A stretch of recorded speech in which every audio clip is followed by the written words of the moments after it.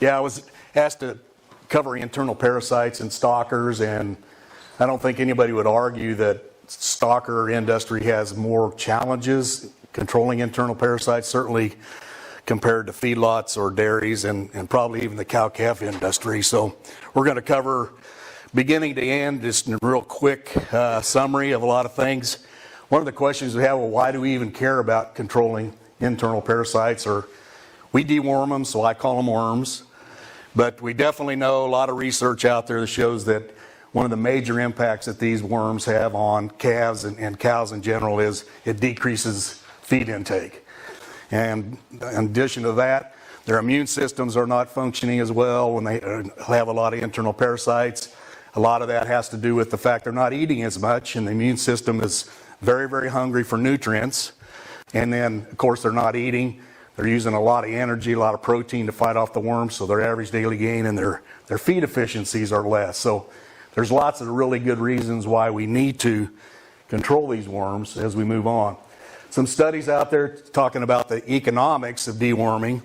2005, a fellow looked in the Midwest at 11 different stocker operations, and on average they found that calves that were dewormed versus those that weren't gained about 15 pounds more during a 145-day period.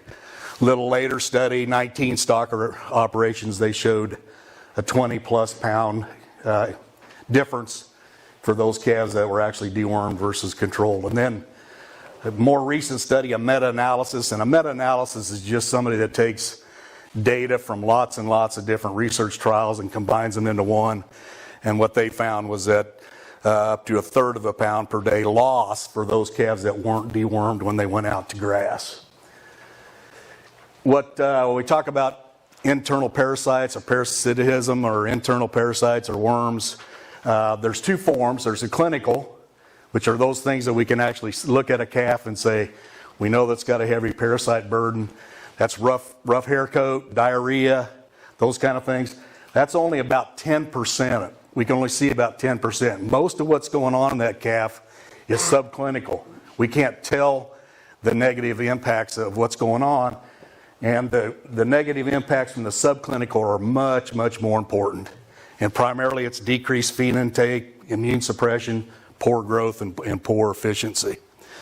So here's an example of clinical internal parasite burdens from Larry Hollis calf. You can see kind of a scruffy hair coat, definitely had diarrhea or has diarrhea.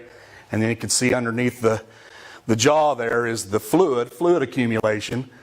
Not all parasites cause this, but particularly these animals are deficient in protein, and there's not protein to keep the fluid in the blood vessels. So clinical sign or classical clinical sign of severe internal parasites. Here's a pen of calves. You can see they're just rough hair coats, very, very profuse diarrhea.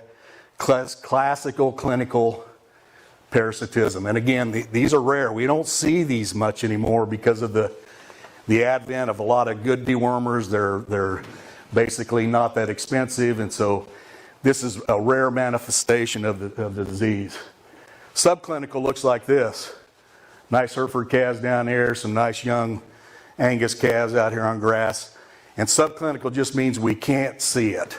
There's things we can measure to see what the effect is, but basically we just can't see it. So there's a lot of things going on in here that we don't know, we can't see, we can't quantify just by going out there and looking.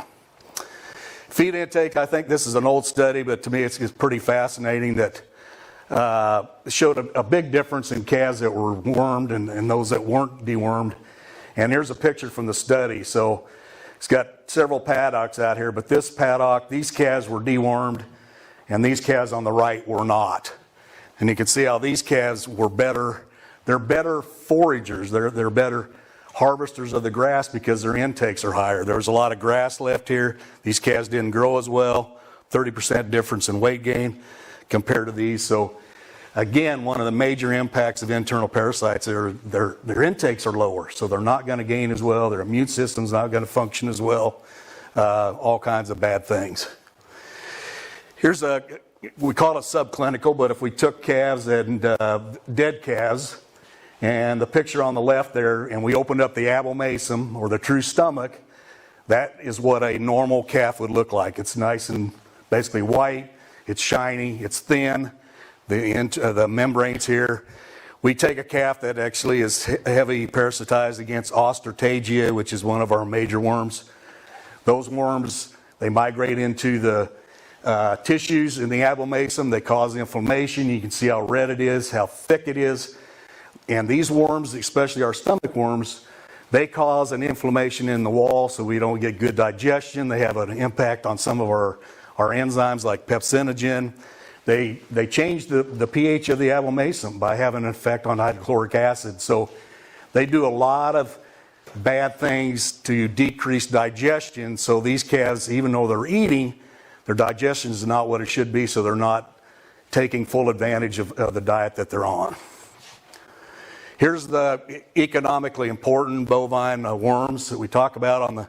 On the left are the common names. On the right are their scientific names. And in veterinary medicine, the stomach worms, we look at those as having more severe negative impacts than our intestinal worms. But they're all important. But the one that's still the big dog in the room is that Ostertagii.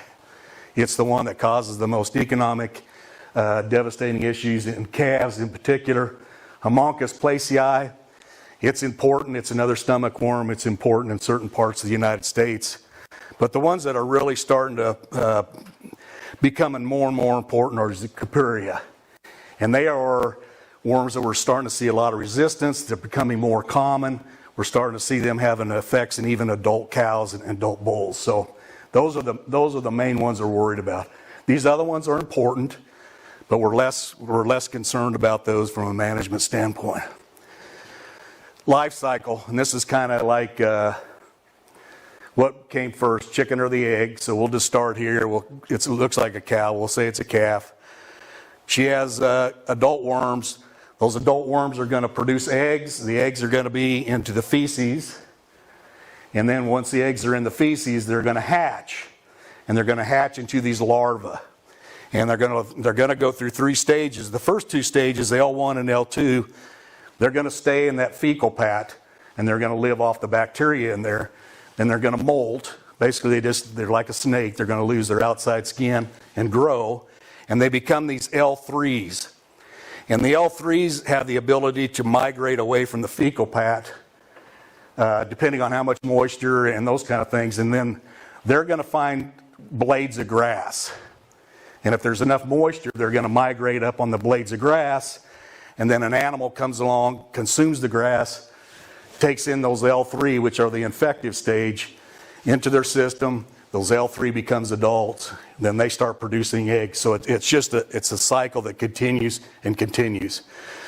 Pretty good research, kind of old research, said that 20% of the animals in a pasture carry 80% of the adults or the eggs. So it's not every animal has about the same amount. There are just certain animals that are going to carry a heavier worm burden than others in the pasture. And then what we have the fecal pat here, and then these L3s are going to migrate away from here, and then we're going to have animals consume that grass and then becoming reinfected. Over 90% of the total worm burden is in the pasture. The eggs are being made in the animals, but when they defecate and put all those eggs on the ground, that super contaminates the pasture. Life cycle's pretty darn short. From the time that egg is produced in the manure pat to when that L3 infective stage is made, it's about 21 days in ideal conditions, right humidity, right temperature. And then once the L3 is ingested, that it takes about 14 days to become adults. And as L3s, they go into the system, they migrate into the wall of the intestine and the abomasum. They become L4s and then adults, and then they break out of the wall, and that's where a lot of that damage occurs. These L3s, they don't feed, they can't eat, but they can survive for long periods of time. And what will happen in very extreme temperatures, basically anything over 90 degrees, they're going to migrate into the soil and try to get away from the heat, and then they'll do the same thing in the cold months. So we know that these internal parasites in the larval stage can survive they can overwinter, even in places like North Dakota, Canada, South Dakota, and some very, very, very cold places. This is what the eggs look like. Every group of those parasites that I showed you at the beginning, they produce a particular egg. This is a nematodiris that produces these great big eggs. And then these other classes, somebody looking at it in the microscope, a veterinarian can actually look in there in the feces and determine what organisms are, what the adults that are in the feces, what eggs are because of the egg shape and the egg size. This is what the larval stages look like. And to me, they all look the same. A parasitologist can look at them under a microscope and determine which is which. They're not microscopic, but they're very, very small. And I give credit to Merck. I'm not sure who produced this, but it's a good photograph. This is a drop of dew on a grass blade. And every one of those little white things in there are L3 larvae. So you can imagine one drop of dew in this particular area, how many L3 larvae that the animal consumed with just that one drop of dew. So they can be very, very, very prolific. They definitely need moisture, and they need grass. And so herds that are dry-lighted animals are exposed to very, very low levels of these parasites. It's the moisture in the grass that's really important to these organisms to survive. Here's some other internal parasites that we talk about. Here's your tapeworm over there on the right. We do see that in cattle. It's just unsightly. We don't think that tapeworms really cause that much of an issue. Our liver flukes, that's what they look like. The juvenile liver flukes, this is the kind of damage that they cause in animals. Liver flukes are geographical. They have to have the snail. The snail is part of their life cycle. But you can imagine an animal with a liver like that. The liver is really important for immunity. So our immune systems aren't doing very well, but these animals, their liver is going to be scarred, and they'll probably be condemned even in the feeding phase or when they go to slaughter. Natural resistant to worms in cattle. The one good thing is that as cattle age, they start developing an immunity to these organisms. And we can go in any herd and sample the cows, sample the bulls, old cows, young cows, and we can find these organisms.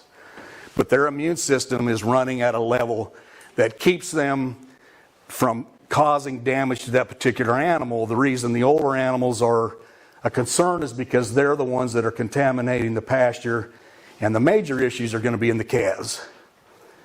So the good thing is that by about the time they're a year of age, for almost all of these internal parasites, the individual animals develop an immunity, and it's probably not detrimental to them anymore. They're still producing eggs, and they're still contaminating the pasture.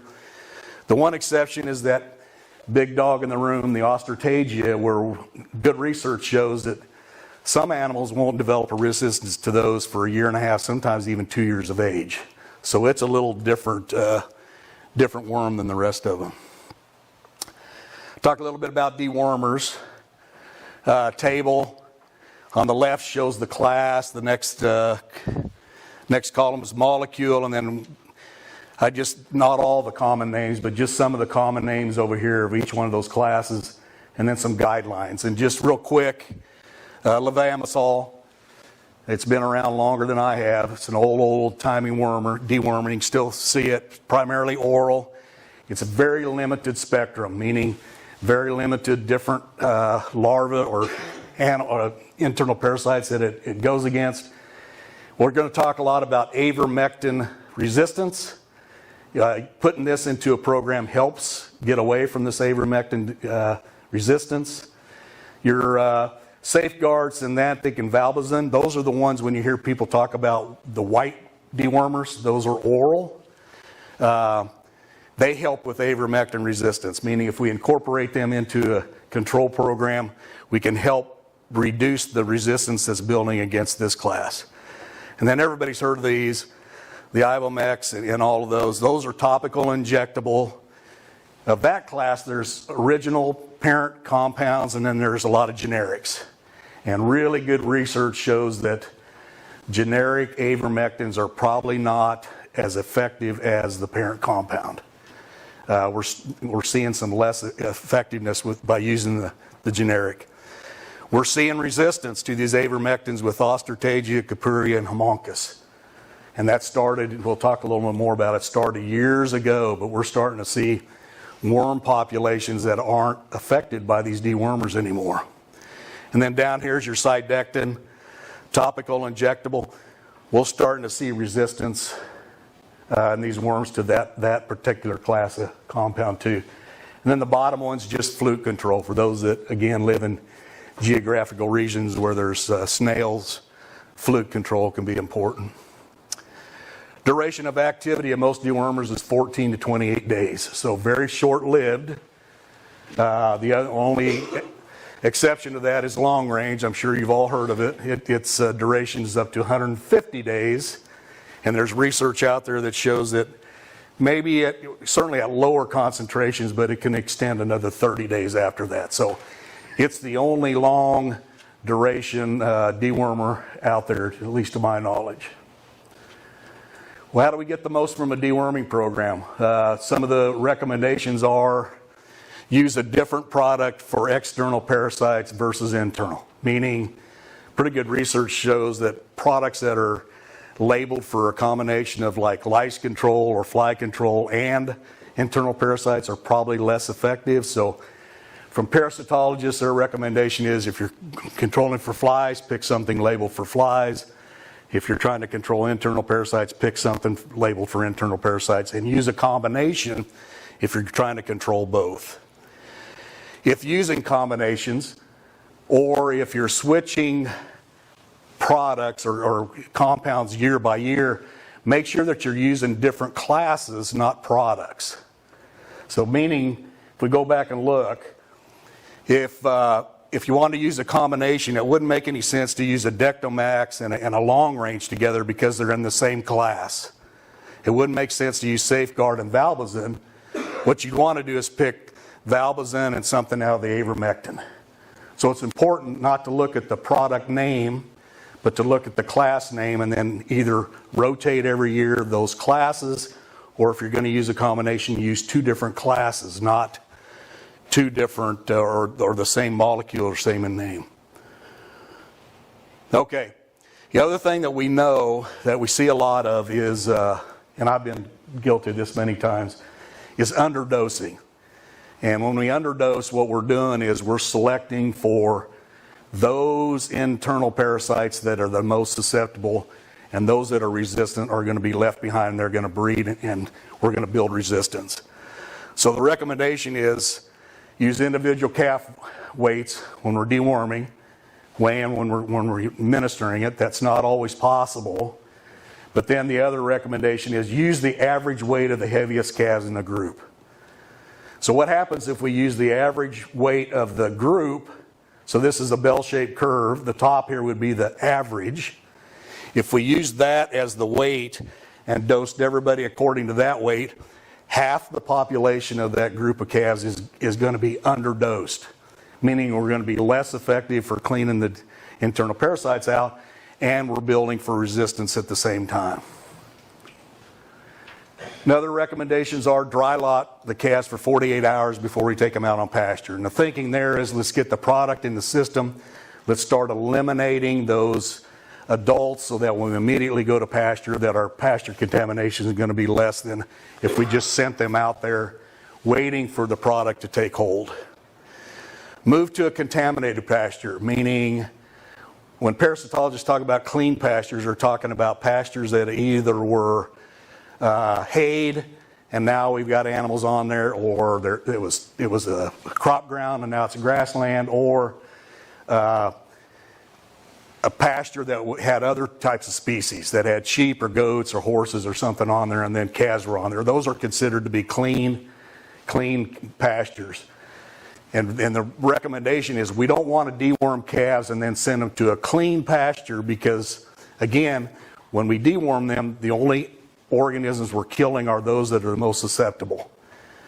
And what's going to be in the pasture now are the most resistant. So they're just going to keep putting resistant organisms in the pasture. We're going to consume them. Now our dewormers are going to be less and less effective. And then a big deal for getting the most deworming is proper nutrition or diet. Again, these calves are trying to build immunity. Our dewormers are helping them, but if they're not on a good plane of nutrition, then their immunity is not going to function very well. They're just not going to help the dewormer do what it needs to do. Extreme care when using topicals or pour-ons to prevent underdosing. And again, that's one of the reasons why we think we've got resistant in those ivermectins is when the topicals came out, we were underdosing. And then think about it, if we're pouring animals that have the long, say, winter hair coat, I've always wondered that in practice, how much of that compound actually got down to the skin and got absorbed. So full coverage, meaning don't short them on the dosage. If you need to, change the gun dosage, but make sure if it says across the whole top line that we do the whole top line, we just don't put it in one spot. We'll get better absorption that way and better effectiveness.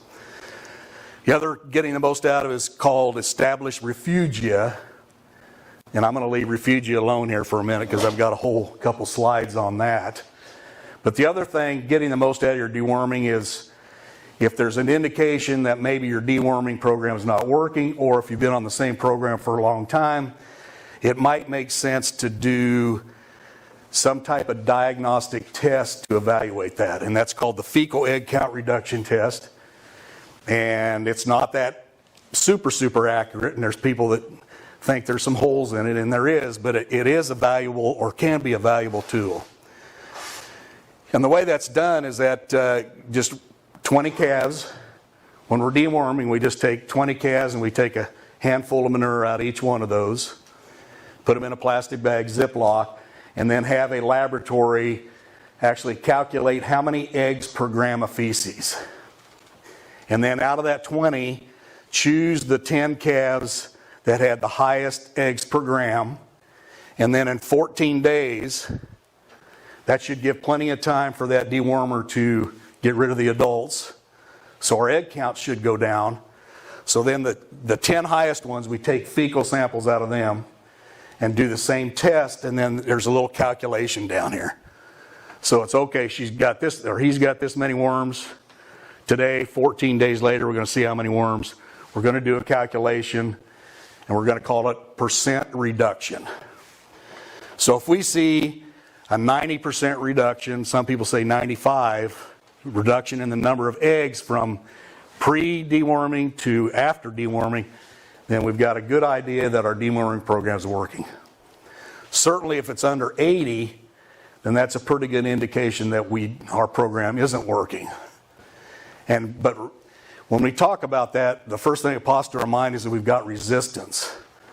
But it's not always resistant. Sometimes it's underdosing or inappropriate application of the product. So don't just automatically go to resistance. If you're finding that you're not effective, your program is not effective, then you would switch to a different class. Remember, not a different product, but a different class, or you'd use a combination of products. You would add one of the oral white dewormers, or you'd add one of the injectables to the program. Resistance, we talked a little bit about it, but this started 15, 20 years ago. And again, after the pour-ons came on, here's some studies.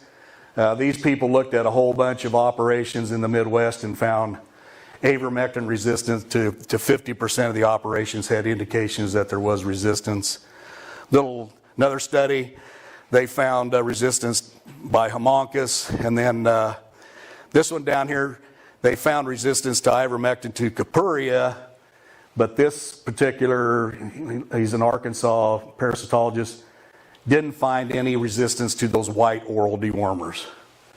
And they had Jones, 2014, did a lot of studies looking at different pour-ons. And his conclusion is that pour-ons are definitely involved because of the lack of absorption, the fact we're underdosing. They're highly involved with producing resistance in our internal parasites. Some other studies out there, 2013, injectable, only 46%, so they had 46% reduction of this particular species of Capuria. We said 90 or above is good, so not very effective there. Topical did pretty good. Found almost 100% effectiveness for both of these Capurias. And then they also used a generic avermectin, which would be in the same class, and found only 73% reduction to punctate. So there are differences in products, there are differences between species as far as resistance, and these weren't underdosed or inappropriately administered. And I'm not going to go through that. It's in your notes, but just remember, I put the line here at 90, so just look at this and realize that anything under 90 is not very effective. It's not an effective product, at least in this study. Management practices, what are occurring, why resistance is occurring. Again, deworming the entire group and move to a clean pasture. And again, what we're doing there, if we've got a pasture that's not contaminated with these organisms, and we deworm everybody, again, all we're doing is we're killing those those worms that are susceptible. We're sending these calves out on the pasture. Now the worms that are building eggs, making eggs and larvae, are those that are resistant. So we build our resistance a lot faster by trying to clean everybody up and then sending them out to a clean pasture. Permanent pasture use, which sometimes it happens, but basically if we get the animals off there and there's no more eggs produced, I showed you that these larvae can live a long time, but we're going to lose some of that population. So in time, it's going to have some self-cleaning, especially if we've got hot weather, dry weather. Those kind of things will help clean these pastures up. Increasing use of and again, the equine industry and the sheep and goat industry got into major problems with resistance because we were deworming all the time. And again, every time we deworm, we're killing the susceptible and the resistant ones are staying back. So as we increase that, we're building the number of organisms that are resistant to the program. Underdosing, we talked about that, and then we talked about lack of absorption. So all of these things here are contributing to the resistance that we're seeing in cattle in the United States, or in North America, basically. Avoid some of and these are by some parasitologists out there, they really are against permanent pastures and long-lasting dewormers. And basically what they're saying there is that their recommendation is if you're sending calves out on a permanent pasture and you're using a long-lasting dewormer, that you don't want to bring those animals in as replacements because you're building some pretty good resistance in those animals when they're on pasture. So that's their opinion, multiple of them out there. So you'll hear more and more people, parasitologists, against the long range because of the long duration, believing that it's building resistance in the internal parasites. This is that refugia. So a lot of parasitologists are saying we are not going to be able to control internal parasites in our cattle populations by just using chemicals. We're going to have to use some strategies to help the dewormers and reduce the amount of resistance that we're building. And refugia just means we have a population of worms in the pasture that are not resistant. That's all that means. I don't even know what the actual word means, but that's what it means. So some of the ways to establish refugia is don't deworm everybody. And the recommendation is on cow-calf herds that we don't deworm any animal over 5, or some recommendations are we're not going to deworm 10% of the old cows. We're going to let them contaminate the pasture with susceptible worms so that we're not just having a population of resistant animals. And then on the stocker side, there's a couple recommendations out there that we're going to use what's called selective non-treatment, meaning we're only going to deworm those calves that look like they might help. The growthiest, most healthy looking calves, we're not going to deworm them to help build this refugia. We talked about deworming calves on clean pasture. This is a recommendation out there, and I don't know how practical it is. It doesn't sound that practical to me, but maybe it is in cases. But the internal parasites that sheep, goat, and horse species carry, bovine internal parasites are not detrimental to them. So the thinking here is that we run different species of animal on the pasture, and they call them vacuum cleaners. They're going to be cleaning up the pasture. They're going to be consuming on those L3s. They're going to be producing worms, but they're not going to be the eggs and the larvae that are detrimental to bovine. So that's one of the strategies is let's go back and forth for species. When do you move to the clean pasture then? Pardon me? I say, when do you move to the clean pasture? When do you move to the clean pasture? Well, after you worm, somewhere down the line, you probably want some fresh pasture. I mean, how long do you wait? I don't think there's a time. The question is, how long do you wait before you move to a clean pasture? Well, the dewormer should work within that first few days, that first week or so. So your goal is not to count major contamination on the clean pasture. So that's where that comes in, is the idea of dry lotting them for 48 hours to let them basically reduce the adult worms in there, so when we go to clean pasture, we're not highly contaminating it. Does that make sense? Right. Okay, so the summary is subclinical infections more important than clinical. So feed intakes, immune response, health, average daily gain, all those kind of things are vastly more important than the bottle jaw or the diarrhea. The Ostertagia species is still the one that we're the most concerned about because it's economically important. But this Capuria is becoming more important. And again, we're seeing detrimental effects in adult beef cows due to Capuria. So it's probably going to be one we're going to be talking about more down the road. Most dewormers have short active durations. And then resistance is increasing across many species. Species of worms is what we're talking about. Techniques to reduce resistance or even increase the effectiveness of your dewormers is to use multiple classes. And again, that means use one class this year, one class next year, or one class for this group of calves, a different class for that group of calves, or combine an injectable with an oral or an injectable with a pour-on or something. Just two different classes will help reduce resistance and also increase the effectiveness of the deworming program.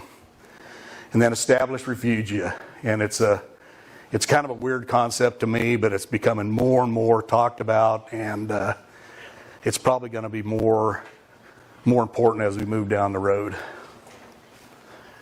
With that, I'd be happy to take any questions. Yes, sir. I've got a couple of questions for you. So is there a fecal egg reduction count test? Is it effective to go out and set a stocker cattle and see if they need to be dewormed? And at what threshold or what count would that kind of look like? And if we do that, do we need to incubate those eggs to determine species, or can they? Because I've had some conflicting information as far as it needs to be incubated. What you've said kind of is those eggs can be determined by a qualified vet. So could you talk about that a little bit? Yeah, so the incubation is not necessary, but you certainly don't want it to freeze, because then those eggs basically disintegrate and go away. So just keep them warm, send them to a laboratory that knows how to do a fecal egg count reduction, because it is a process. And then your other question was, should you just do it? We want to determine if there's an economic threshold to maybe run some safeguard through the feed.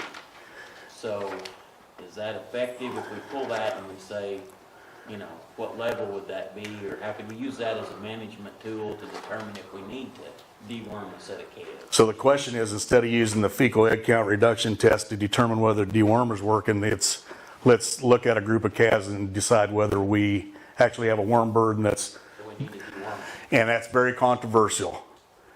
Some people say yes, and some people say no, because the amount of eggs produced by some of these species is very low, and some of these can produce very high levels. So if we're just looking at egg counts, we can look at it and it might be very low, because they're not heavy egg producers. Other people say, I don't care, let's just do all the eggs together and then determine it that way. There are thresholds for all those species out there are called economic thresholds. Yep. Does that answer your question? Anybody else? Yes, sir.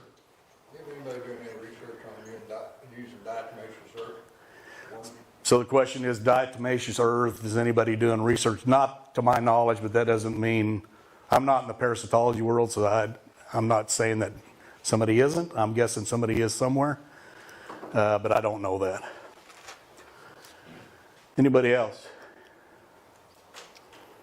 Yes, sir. This isn't really internal, but external parasites, as far as lice, treatment of cattle in January, how big of a benefit, are you seeing as far as cattle, gain, response? Well, so the question is, what about controlling lice? And lice is really important to control between November and March, because that's when the population is going to get the highest. And there's really good research to show just the aggravation from the lice feeding or the sucking lice that are sucking blood. They're basically blood feeders. They have a major impact on anything from cow milk production to calf weight and gain. So it's very important, especially in temperate areas. How, as far as treatment, what kind of cycle on your treatment are you recommending? Well, most of the products are labeled to repeat in 14 to so many days, because all you're killing are the adults and the eggs are still in the hares, and then they'll hatch. There are products out there that it's a one-time pour on. Use your veterinarian's advice on what works best in their hands is what product to use, but it is important to do, and it's also important that every animal get poured that's in that group. I mean, as a veterinarian, if we were going through and vaccinating or something, one got out, I'd let them go out the chute. It'd be like, okay. But if we don't delouse every animal, we do know that that animal can cause a lice break down the road a week or so later, because we're not cleaning them up as ways as we should, especially in the wintertime. So what's a delouse them and then 2 weeks later you have to Do it again. And just read the product label. A lot of them are labeled for 2 doses because of that reason, because it doesn't last long enough to kill the newly hatched nits or eggs. But there are some that are labeled for one time. Good questions. Anybody else? Okay, thank you very much.